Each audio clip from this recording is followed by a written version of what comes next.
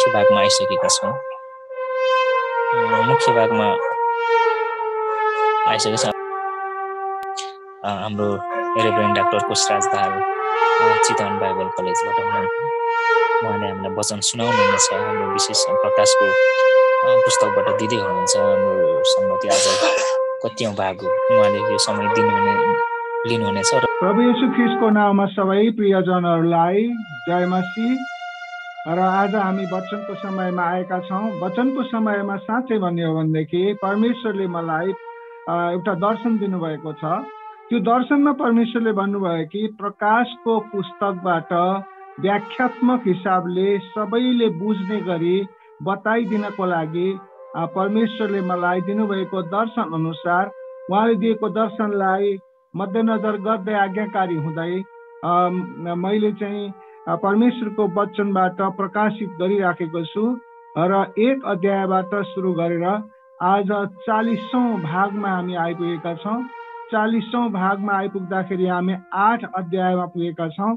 आज 8 अध्यायमा हामी हेर्नेछौँ र परमेश्वरको वचन, यो प्रकाशको पुस्तकले परमेश्वरको वचनले भन्दछ कि स्वर्गमा के कुरा भइरहेछ, स्वर्गमा को छन्, स्वर्गमा के कसको भूमिका कस्तो हुन्छ, अनि हाम्रो सन्तहरूले गरेको प्रार्थना कहाँ जान्छ, कसरी परमेश्वरमा त्यहाँ चढिन्छ, कसले चढाउँछ, अनि त्यहाँ कसले के गर्दाखेरि कस्तो किसिमको हाहाकार पृथ्वीमा मचिन्छ, अनि ती कहिले हुन्छन्, अनि हामी विश्वासीहरू कसरी त्यहाँ जान सक्छौँ, र विश्वासीहरूले सङ्कटकालको सामना गर्नुपर्छ कि पर्दैन, महासङ्कटकालको सामना कसले गर्नुपर्दछ, 1,44,000 यहुदीहरू किन चुनिएका छन्, ती को हुन्, अनि अरू विश्वासीहरू कहाँ जान्छन्, अनि मारिएका विश्वासीहरूले स्वर्गमा कहाँ गएर बसेर परमेश्वरसँग के कुरा गर्छन्, अनि स्वर्गको सबै गतिविधिहरू प्रभु येशूले यूहन्नालाई बताइदिएको कुराहरू यहाँ चाहिँ हामीलाई दिएको छ। आज हामी धेरै सुसमाचारका पुस्तकहरू पनि पढ्छौँ, इतिहासका पुस्तकहरू पनि पढ्छौँ, नयाँ नियम पुरानो नियम सबै कुराहरू हामी हेर्छौँ। तर वास्तवमा भन्यो भने हाम्रो उद्देश्य भनेको स्वर्गमा पसी जानु हो। र स्वर्ग चाहिँ कस्तो छ त, कस्तो देखिन्छ, कहाँ देखिन्छ, के हुन्छ, अनि त्यहाँ कुन प्रकारको वातावरण छ, अनि कसले कस्तो प्रकारको को कस्तो अनुहारका त्यहाँ प्राणीहरू छन्, अनि यस्तो कुराहरू चाहिँ हामीले अहिलेसम्म 39औं एपिसोडसम्म हामीले बताइआएका छौँ। आज हामी 40औं एपिसोडमा छौँ र 40औं एपिसोडमा 8 अध्यायमा पुगेका छौँ। 8 अध्यायभन्दा अगाडिको 4 देखि 6 अध्यायसम्म हेर्दाखेरि परमेश्वरले त्यहाँनिर चर्मपत्रमा 7वटा सिल लगाइएको छ। त्यो सिल कसैले पनि खोल्न सक्दैन, मात्र प्रभु येशूले खोल्न सक्नुहुन्छ।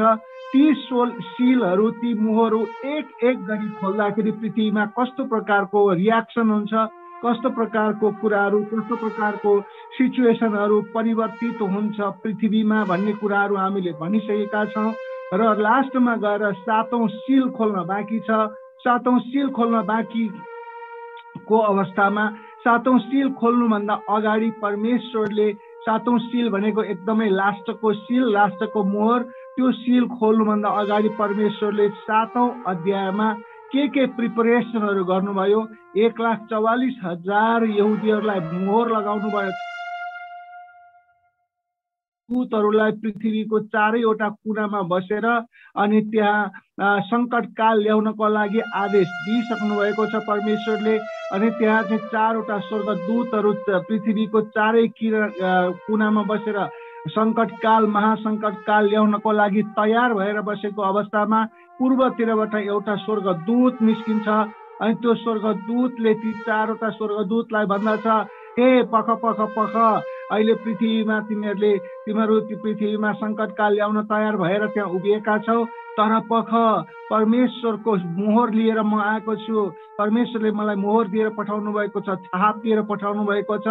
परमेश्वरको दास दासीहरूलाई म पहिला छाप लगाएर चिनो लगाउँछु, अनि त्यो चिनो लगाइसकेपछि मात्रै तिमीहरूले आफ्नो शक्ति देखाउनु अनि सङ्कटकाल ल्याउनु भनेर त्यो अर्को स्वर्गदूतले भनिसकेपछि उनीहरू चुप लागेर त्यो चार ठाउँमा चार कुनामा पर्खेर बसिराखेका छन्। अनि यस्तो अवस्थामा के भएको छ त भन्दाखेरि सातौं मोहर तोडिने अवस्था आएको छ र जब ती सबै कुराहरूबाट त्यहाँ परमेश्वरको दासहरूलाई छानिसकेपछि त्यहाँ चाहिँ के भन्छ सातौं मोहर खोल्ने समय आएको छ।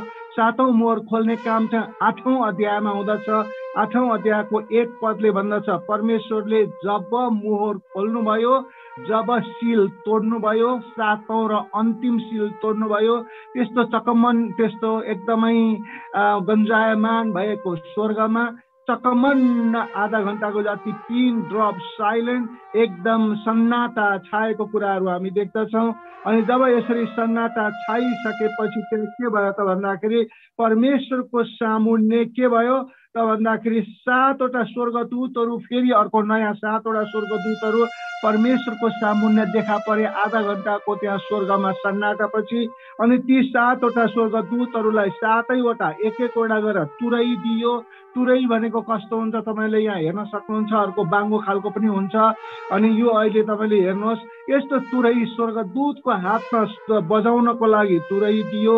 अनि त्यसरी तुरै दिइसकेपछि 3 अध्यायमा हामीले हेर्दछौँ जब उनीहरू 7जना 7वटा स्वर्गदूतहरू 7वटा ट्रम्पेट लिएर यानि कि 7वटा तुरी लिएर बजाउन भनेर तयार हुँदै थिए, तब त्यहाँ 3 पदमा भनिएको छ अनि अर्को एउटा स्वर्गदूत फेरि पनि आयो र त्यो स्वर्गदूतले के भन्छ, यो 7जनाले पालै पालो गरेर त्यो तुरै बजाउनुभन्दा पहिला तिनीहरू तयार भएर बसेका छन्। एकातिर स्वर्गमा 7वटा स्वर्गदूतहरू त्यो तुरै बजाउन, अरू 4वटा स्वर्गदूतहरू पृथ्वीको चारै कुनामा तयार भएर बसिराखेका छन्। सबै आफ्नो आफ्नो काममा तयारी छन्।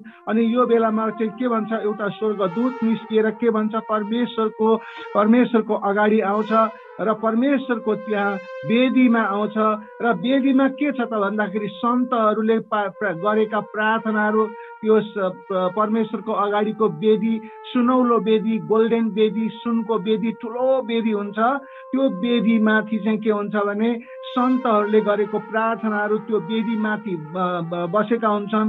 अनि ती वेदीमा के गरेको हुन्छ त भन्दाखेरि अनि त्यो सुनको धुपौरो लिएर त्यो स्वर्गदूत आउँछ र त्यही स्वर्गदूतले आफ्नो सुनको धुपौरोमा त्यो वेदीबाट उठाएर ती प्रार्थनाहरू पृथ्वीबाट सन्तहरूले गरेका प्रार्थना, सुसमाचार, महिमा, मिनिस्ट्री, चर्चको कामहरू सबै गरेका, यो कुरा बुझ्नुहोस् कि सबै विश्वासीले गरेको त्यहाँ पुग्दैन, मात्र सन्तले गरेको मात्रै पुग्छ।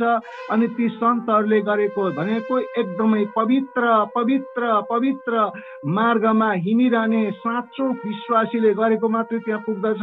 अनि त्यहाँ पुगिसकेपछि अनि त्यो जति पनि प्रार्थनाका विषयहरू छन् अनि त्यो स्वर्गदूतले के गर्छ त भन्दाखेरि धुपौरोमा हाल्दछ, त्यो गोल्डन धुपौरोमा हाल्दछ। अनि त्यसमा धूप थप्दछ उसले। अनि धूप थप्नु भनेको प्रार्थना, अरू पनि प्रार्थनाहरू कुनै छन् भने थप्दछ, त्यहाँ धूप बन्ने हुँदैन र थप्दछ।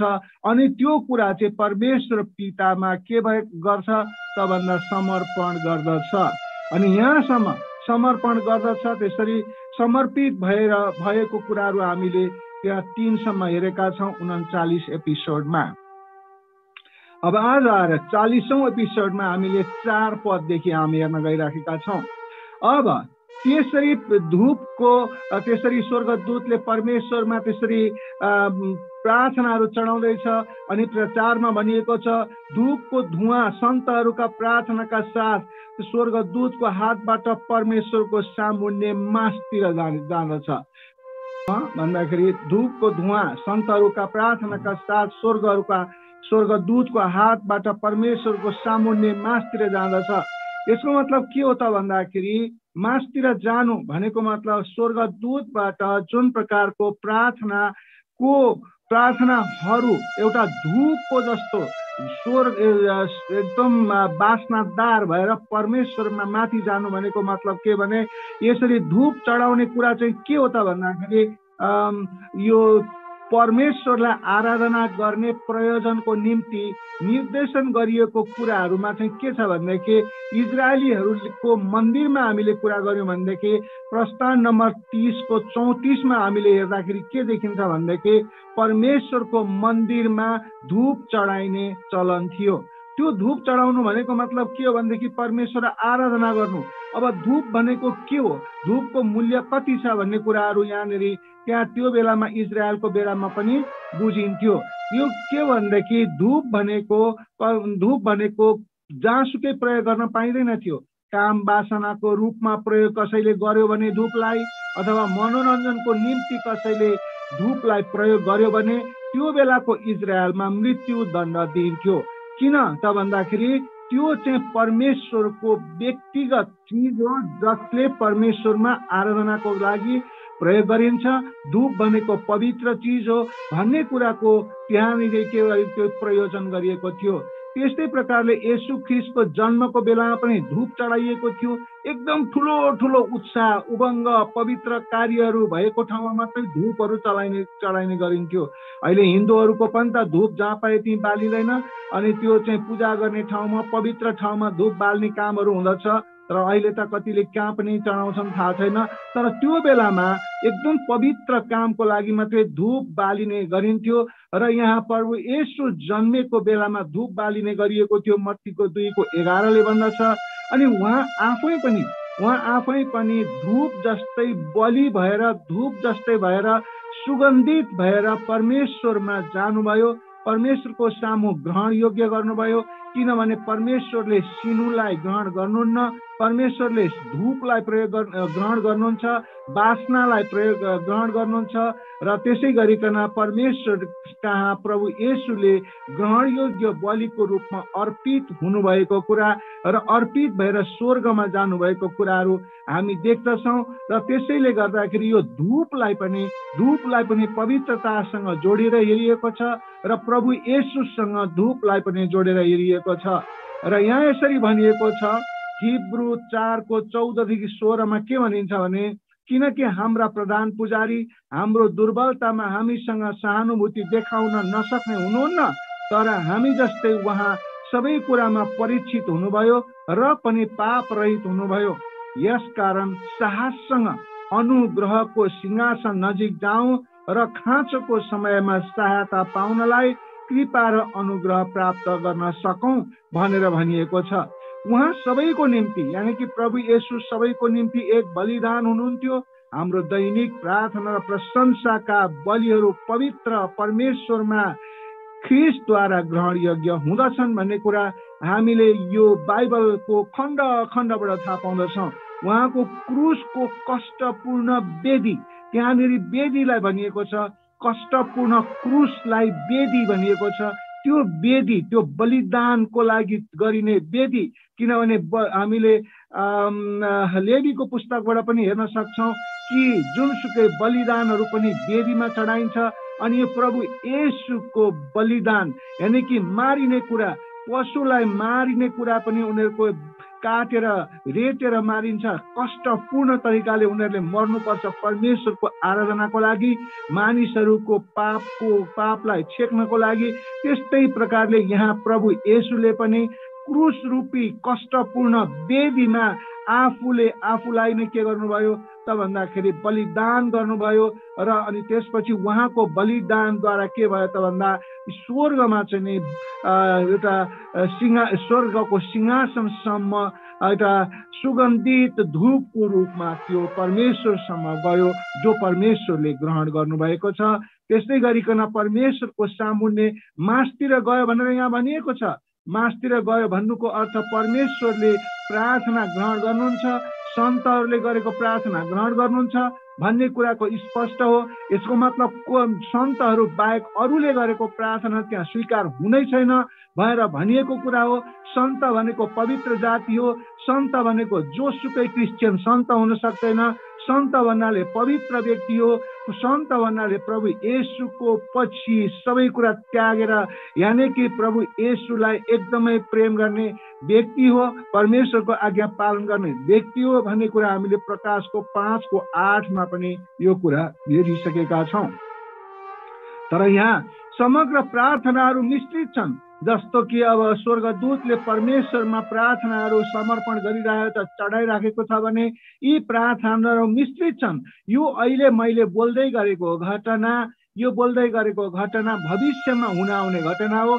अहिले यो घटना भएको छैन, तर यो घटना घट्नुभन्दा अगाडि सबै क्रिस्चियनहरू, सबै मण्डलीहरू र्याप्चर भइसकेका हुनेछन् र यी कुराहरू चाहिँ सबै त्यो पवित्र सङ्कट कालमा मारिने मानिसहरूको आत्माहरू अनि तिनीहरूले सन्तहरूले गरेको प्रार्थनाहरू सम्पूर्ण मिश्रित रूपमा त्यहाँ जानेछन्। जब स्वर्गदूतले धेरै धूपहरू वेदीमा चढाएका छन् भन्नुको मतलब के हो भनेदेखि परमेश्वरमा ती धेरैभन्दा धेरै पृथ्वीबाट आएका परमेश्वरमा चढाइएका साँचो हृदयले चढाइएका आराधना, स्तुति, प्रशंसा, प्रार्थना, मिनिस्ट्री, सेवाकाई जे जति छन् सम्पूर्ण कुराहरू त्यहाँ परमेश्वरमा चढाइदछ। हाम्रा पुर्खाहरू आदम, नोहा, अब्राहम, दाउद र पावलले सबैले कसरी प्रार्थना गरेछ, उनीहरूको प्रार्थना कस्तो थियो भन्ने कुरा हामी यहाँबाट थाहा पाउन सक्दछौँ। कि त्यो प्रार्थना कस्तो थियो भने परमेश्वरको राज्य पृथ्वीमा आओस्, उहाँको इच्छा पुरा होस् भन्ने मुख्य प्रार्थना बाइबलमा दिएको छ। यो वास्तविकता हो। भजन सङ्ग्रह 7ले, 26ले, 35ले, 52, 55 र अन्यहरूले पनि के भन्दछन् त भन्दाखेरि प्रार्थनाको उद्देश्य भनेको मानिसको इच्छा स्वर्गमा पुग्ने होइन, पुग्ने मात्र होइन, तर के भनेदेखि परमेश्वरको इच्छा पृथ्वीमा पुरा हुनु होस् भनेर मानिसले आग्रह र अनुनय विनय गर्ने कुरा हो। अर्थात् अर्को भाषामा भन्ने हो भने मानिसले स्वर्गमा कस्तो राज्य छ त्यस्तै राज्य यस पृथ्वीमा आओस् प्रभु भनेर प्रार्थना गर्ने हो। अर्थात् स्वर्गको राज्य कस्तो छ त भन्ने कुरा चाहिँ अब यहाँ प्रकाशको पुस्तकमा व्याख्या गरिएको छ। यहाँ प्रकाशको पुस्तकमा व्याख्या गरिएको जुन स्वर्गको राज्य छ, स्वर्गको पिक्चर छ, स्वर्गमा भएको जुन जति प्रकारका कुराहरू छन् त्यस्तै कुराहरू, त्यस्तै क्रियाकलापहरू यहाँ पृथ्वीमा होस् भन्नको लागि प्रभु येशूले यूहन्नाद्वारा स्वर्गको सम्पूर्ण कुराहरूको व्याख्या र वर्णन गर्न लगाएर आज हामीलाई स्वर्गमा कस्तो छ भन्ने कुराहरू स्पष्ट रूपमा बताइदिनु भएको छ र परमेश्वरले यूहन्नालाई आत्मामा स्वर्गमा लगेर सम्पूर्ण कुरा देखाएर, लेख्न लगाएर, अनुभव गर्न लगाएर आज हाम्रा ती दाजु, ती हाम्रा दाजु जुन छन् ती चाहिँ यूहन्ना, जसले हाम्रो खातिर स्वर्गमा गएर सम्पूर्ण कुरा लेखेर आज हामीलाई पठाएका छन् र जसले विश्वास गर्दछ बाइबल उसले यो कुरा पनि विश्वास गर्दछ भनेदेखि हामीले के गर्नुपर्ने रहेछ त भन्दा हाम्रा जति पनि प्रार्थनाका विषयहरू छन् ती प्रार्थनाका विषयहरू चाहिँ स्वर्गको राज्य पृथ्वीमा आओस्, जस्तो स्वर्गको राज्य पृथ्वीमा छ त्यस्तै नै आओस् भनेर आज हामी सबैले एक मुख लगाएर प्रार्थना गर्नुपर्ने रहेछ भन्ने कुराहरू यसबाट स्पष्ट हुँदछ। अब त्यसरी स्वर्गदूतले उता 7वटा स्वर्गदूतहरू चाहिँ तुरै बजाउनलाई एकदम तयार अवस्थामा छन् अनि बजाउन पाएको छैन।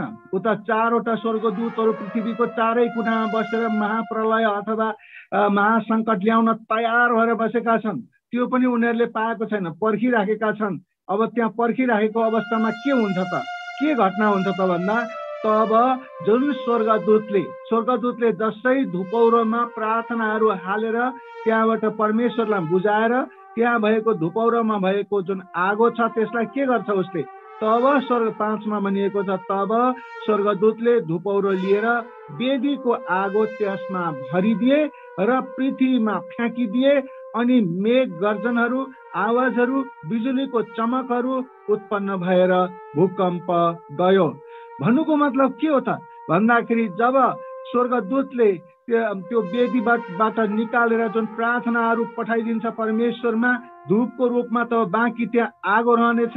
त्यो आगो त्यो सुनको मक्कलमा अथवा सुनको धुपौरोमा हाल्छ अनि त्यसमा रहेको अँगार, खरानी जतिहरू छन् उसले के गर्छ त भन्दा पृथ्वीमा फालिदिन्छ। ल भनेर पृथ्वीमा फालिदिन्छ। फालेपछि के हुन्छ पृथ्वीमा अचानक भयङ्कर हाहाकार सुरु हुँदछ। मान्छेहरूमा कस्तो हाहाकार सुरु हुँदछ यहाँ स्पष्ट भनिएको छ।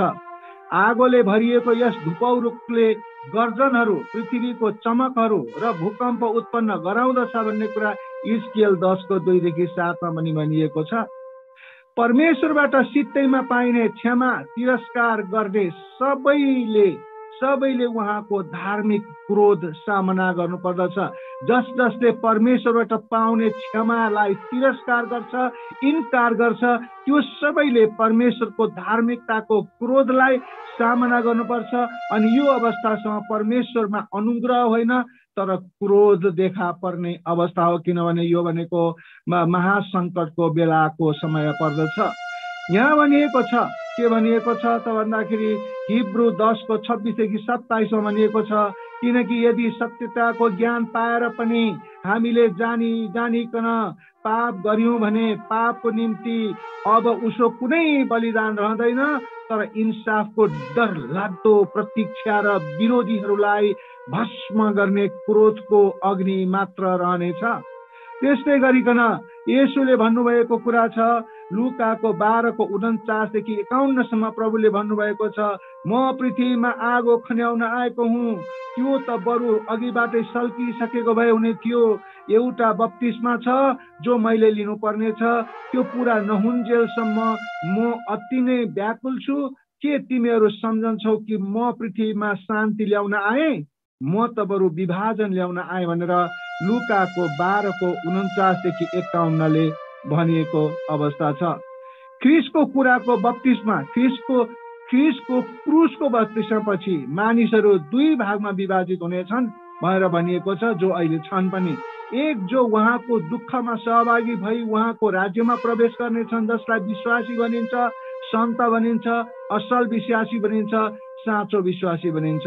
र अर्को उहाँको अनुग्रह र धार्मिकतालाई अपमान गरी दुष्टहरूसँग सदा सर्वदा अग्नि कुण्डमा पर्नेछन्। ती भनेको अविश्वासीहरू हुन्, विश्वास गरे पनि देखावटी विश्वासी गर्नेहरू हुन्, आज्ञाकारी नगर्नेहरू हुन्, परमेश्वरलाई प्रेम नगर्नेहरू हुन्। तिनीहरूलाई के गरिनेछ त सदा सर्वदा अग्नि कुण्डमा पर्ने छन् भनेर जुन प्रकारले भनिएको छ। त्यसै हिब्रू 10:29 भनिएको छ, तिमीहरू आफै विचार गर, परमेश्वरका पुत्रलाई खुट्टा मुनि कुल्चने, आफैलाई पवित्र तुल्याएको करारको रगतलाई अपवित्र बनाउने र क्रुसको आत्मालाई अपमान गर्ने छन्,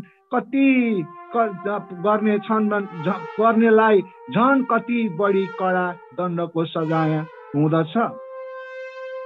त्यसैले गर्दाखेरि यहाँनिर के छ भने स्वर्गदूतले जुन प्रकारले परमेश्वरमा सन्तहरूबाट आएको प्रार्थना, स्तुति, प्रशंसा अनि त्यसै मिनिस्ट्री आदि इत्यादि सबै कुराहरू चढाइसकेपछि बाँकी रहेको जुन खरानी हुन्छ, त्यो खरानीलाई कसाखुसुक पारेर बटुल बाटुल गरेर अनि त्यही सुनको मकुण्डलु अथवा सुनको मकुण्डलु त होइन, सुनको धुपौरोमा हालेर अनि त्यसपछि पृथ्वीतिर खन्याइदिइसकेपछि पृथ्वीमा हाहाकार मचिँदछ।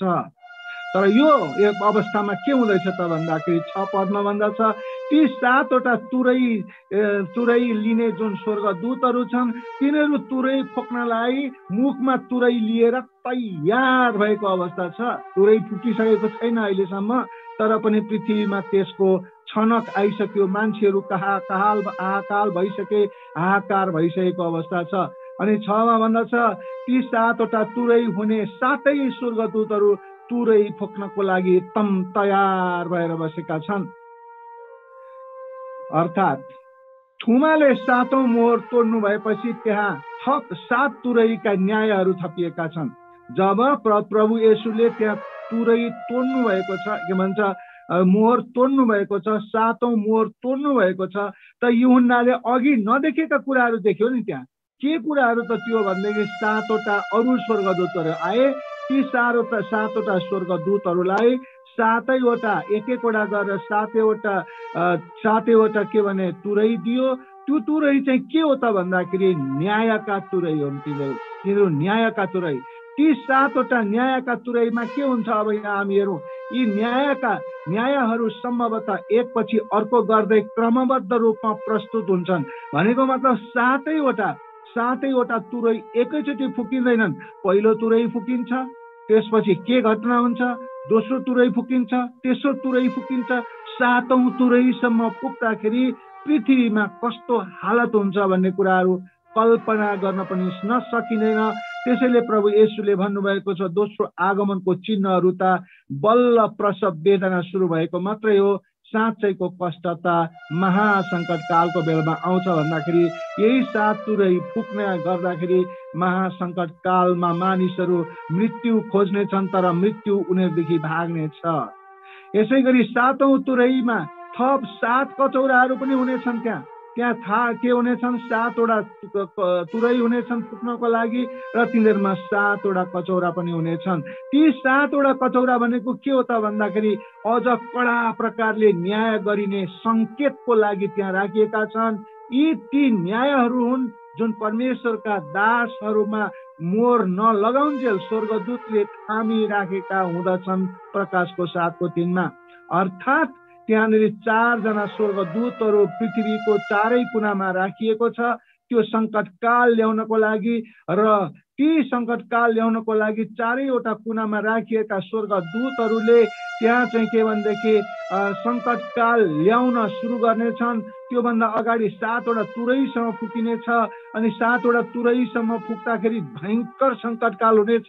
त्यसपछि फेरि पनि पूर्व पश्चिम उत्तर दक्षिणबाट ती 4वटा स्वर्गदूतहरूले हावा बन्द गरिदिने, पानी बन्द गरिदिने, दुनियाँ कुराहरू तिनीहरूले गर्दछन्। पछि हामी हेर्नेछौँ र अनि पृथ्वीमा भएका एन्टी क्राइस्टहरूलाई छानिकन त्यो सङ्कटकाल लाग्नेछ। त्यसकारण त्यहाँ के हुनेछ त भन्दाखेरि मोहर लागिसकेको मानिसहरूलाई चाहिँ छुने छैन। अर्थात् मोहर लागेका जसलाई अघि एउटा स्वर्गदूत पूर्वबाट निस्केर मोहर लगाएपछि मात्रै सङ्कटकाल सुरु गर भनेको छ, ती मोहर लागेका मानिसहरूलाई छुने छैन। ती मोहर लागेका पहिलो प्राथमिकता मोहर लगाउनको लागि 1,44,000 यहुदीहरूलाई मोहर लगाइनेछ अनि अरूलाई पनि लगाइनेछ। र ती मोहर लागेका मानिसहरूलाई चाहिँ कसैले पनि सङ्कटकालमा मार्न सक्दैनन्। विश्वासका कारण, क्रिस्चियन भएको कारणले मार्न सक्दैनन् भन्ने होइन, मार्न सक्छन्। तर परमेश्वरले ती मोहर लागेका मानिसहरूलाई चाहिँ के गर्नुहुनेछ? स्वर्गमा लानुहुनेछ भन्ने कुराको ग्यारेन्टी दिएको छ। अनि यहाँ न्यायको उद्देश्य के हो त भन्दा विद्रोह गर्ने अविश्वासीहरूलाई पश्चातापमा ल्याउनको लागि हो। किन परमेश्वरले धेरै धेरै धेरै त्यस्तो किसिमको महाभयङ्कर न्यायहरू पठाउनुहुनेछ त पृथ्वीमा भन्दाखेरि ती सबै अविश्वासीहरू छन्, पश्चाताप नगर्नेहरू छन्, अक्रिस्चियनहरू छन्, क्रिस्चियनहरूलाई मार्नेहरू छन्, दुश्मनीहरू छन्, एन्टी क्राइस्टहरू छन्। यी सबैले यो परमेश्वरको यस्तो किसिमको महासङ्कटकाल पठाएको परमेश्वरको क्रोधलाई देखेर मानिसहरूले परमेश्वरमा फर्किउन्, परमेश्वरमा पश्चाताप गरून्, अविश्वासीहरू परमेश्वरमा आउन् भन्नको लागि लास्ट चान्सको अवस्था दिएको हुँदछ। त्यसैले तिनीहरूलाई कठोर न्यायमा लगिनेछ र अविश्वासीहरूलाई उचित दण्ड दिनेछ। र यति गर्दाखेरि पनि मानिसहरू परमेश्वरमा लाग्दैनन् र ती नलाग्नेहरूलाई के हुन्छ त भन्दाखेरि नर्कमा अतल कुण्डमा हालिनेछ। तर चाहिँ प्रकाशको 9:20देखि 21ले भनेको जस्तो थोरैले त्यो बेलामा पनि थोरैले मात्र पश्चाताप गर्नेछन्, थोरैले मात्र प्रभु येशूलाई विश्वास गर्नेछन् र तिनीहरूलाई चाहिँ बचाइनेछ। प्रियजनहरू, यहाँनिर आएर यो घटना हामीलाई पर्छ कि पर्दैन भनेर सोचौँ।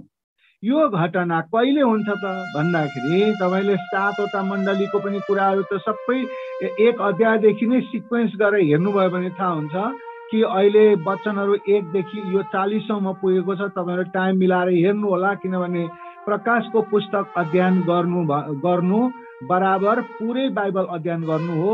तपाईँलाई यसले धेरै राम्रो गर्दछ। र हामी चाहिँ को अवस्था के हुन्छ त भन्दाखेरि यो किसिमको महासङ्कटकाल सुरु हुनुभन्दा पहिला नै हामीहरू र हामीहरूसँग भएका मण्डलीहरू सबै र्याप्चर भइसकेका हुन्छौँ। त्यस कारणले यसलाई के भन्छ, हामीले यसलाई देख्नु पर्दैन, तर हामी आत्माबाट यो कुराहरू हामी थाहा पाउने नै सम्भावना चाहिँ हुँदछ। तर हामीले भोग्नु पर्दैन। तर यो दोस्रो प्रभु येशूको दोस्रो आगमनको समयमा हुनेछ। र किनभने अहिलेसम्म र्याप्चर भएको कसैले पनि घटना सुनेको छैन, र र्याप्चर भयो भन्ने तपाईँले सुन्नुभयो भने अब सङ्कटकाल सुरु भएछ भन्ने किसिमको कुरा हामीले बुझ्न पर्दछ। त्यसैले गर्दाखेरि यहाँ हामी आजको वचनबाट हामी के बुझ्न सक्छौँ भने साँच्चै नै जसले परमेश्वरमा असल प्रकारले विश्वास गरेर सन्तको जीवन जिउँदछ उसलाई परमेश्वरले मोहर लगाइकन छाप लगाइकन जस्तो तपाईँ हामीलाई पनि परमेश्वरका पवित्र आत्माले छाप लगाउनु भएको छ। जतिजनाले विश्वास गर्नुभएको छ हृदयदेखि उनीहरूमा पवित्र आत्माले भर्नुहुन्छ। तर पवित्र आत्माले भर्नुहुन्न यदि यो पवित्र आत्माले को काम देखिँदैन कुनै मान्छेमा भने उसको देखावटी विश्वास भएको हुन सक्छ। त्यसकारणले हामीले सरेन्डर गरेर समर्पित भएर समर्पित भएर अनुग्रही परमेश्वरको चरणमा पवित्र भएर हामी गयौँ, समर्पित भयौँ भने तपाईँ हामीलाई परमेश्वरले कुनै पनि प्रकारको दुष्ट समय अथवा सङ्कटको समयमा पर्न नदिकन तपाईँलाई र हामीलाई शान्ति सुख अनि त्यस्तै गरिकन हामीहरूको मुक्ति दिनुहुन्छ भन्ने कुराको प्रष्ट यहाँ बताइएको छ। हुन्छ, आजको वचन हामी यही नै राख्दछौँ। हुन्छ, सबैजनालाई धन्यवाद दिन्छु। जय मसीह।